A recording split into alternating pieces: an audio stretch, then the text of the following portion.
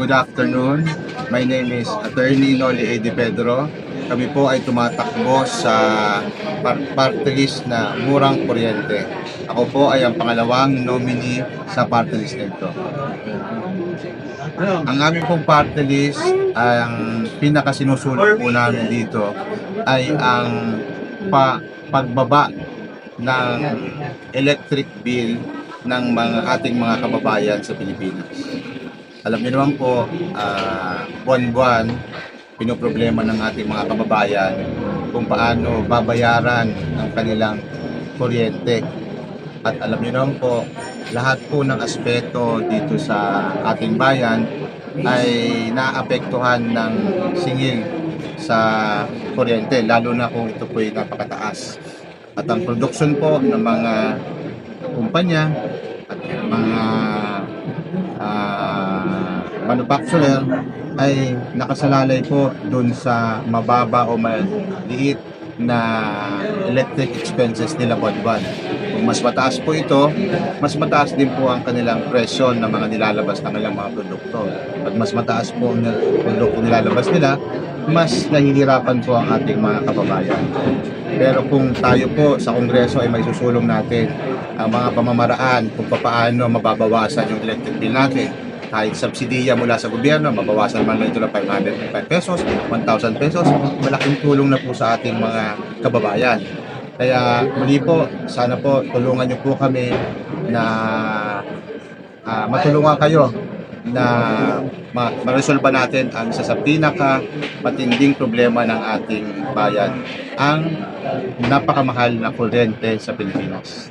Maraming salamat po. Darating na eleksyon. Darating pong eleksyon, kung sana po, huwag niyo pong kalimutan, Murang Kuryente, party list. Salamat po.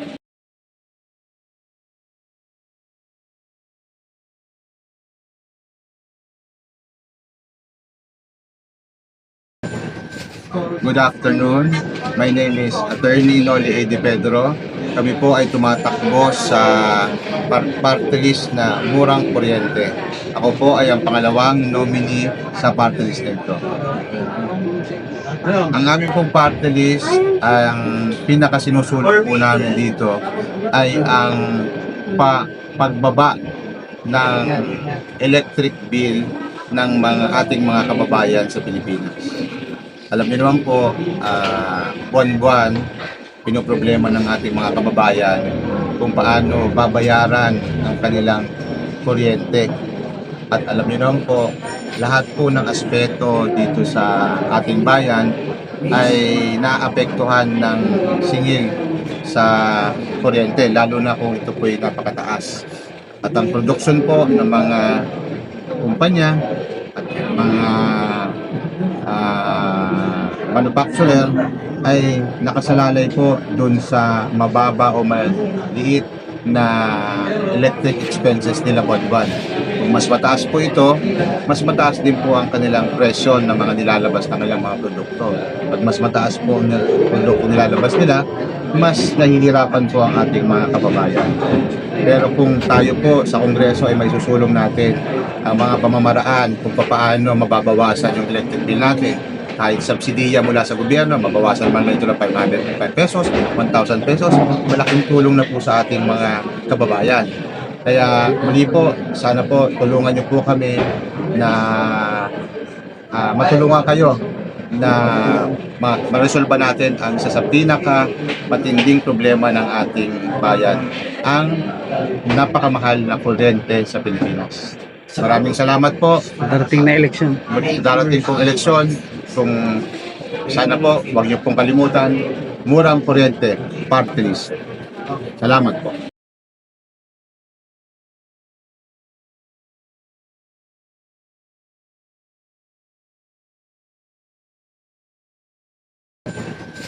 Good afternoon. My name is Attorney Noli A. Di Pedro. Kami po ay tumatakbo sa party list na Murang Kuryente. Ako po ay ang pangalawang nominee sa party list nito. Ang aming pong party list, ang pinakasinusulong po namin dito ay ang pagbaba ng electric bill ng ating mga kababayan sa Pilipinas. Alam niyo naman po, buwan-buwan, pinoproblema ng ating mga kababayan kung paano babayaran ang kanilang kuryente. At alam niyo naman po, lahat po ng aspeto dito sa ating bayan ay naapektuhan ng singil sa kuryente, lalo na kung ito po ay napakataas. At ang production po ng mga kumpanya at mga manufacturer ay nakasalalay po dun sa mababa o maliit na electric expenses nila buwan-buwan. Kung mas mataas po ito, mas mataas din po ang kanilang presyo ng mga nilalabas ng kanilang mga produkto. Pag mas mataas po ang produkto nilalabas nila, mas nahihirapan po ang ating mga kababayan. Pero kung tayo po sa Kongreso ay may susulong natin ang mga pamamaraan kung paano mababawasan yung electric bill natin, kahit subsidiya mula sa gobyerno, mabawasan man lang ito ng 505 pesos, 1,000 pesos, malaking tulong na po sa ating mga kababayan.